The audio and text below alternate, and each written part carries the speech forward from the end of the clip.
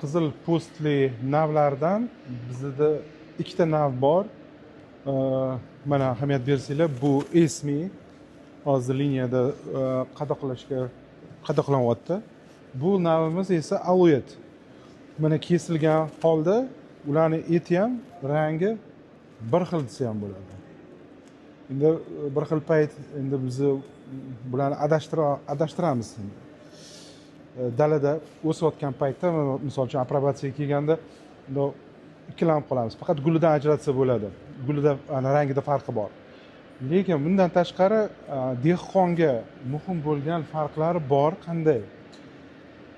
Esmi navimiz xuddi Arizonaga o'xshab shu nish sindirishni yoqtirmaydi. Agar nishni sindirsa, keyin nishi chiqish qiyin bo'ladi. Shu kamchiligi bor. Ammo nishini chiroyli o'stirib eksangiz, juda hosildor, yaxshi nav. Endi biz shu haligi sajalka bilan ekkanimiz uchun ko'proq Alouette'ni yoqtiramiz. Chunki Alouette'ning nishi katta bo'lib ketgan bo'lsa ham, sinib ketgan bo'lsa ham, yana nish chiqarib hosil beraveradi.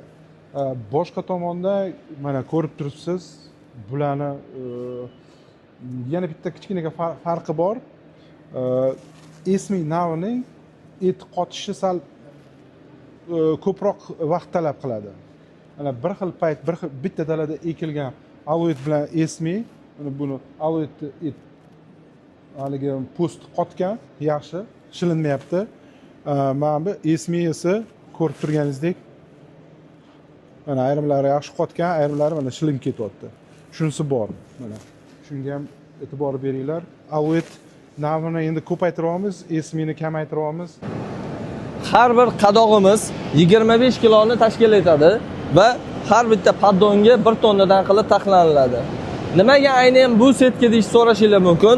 Bu setkamizda havo aylanishi yaxshi bo'lganligi uchun biz shu setkadan foydalanamiz.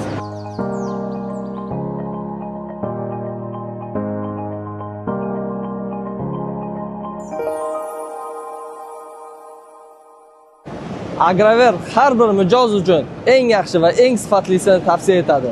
Tanlovda adashmang.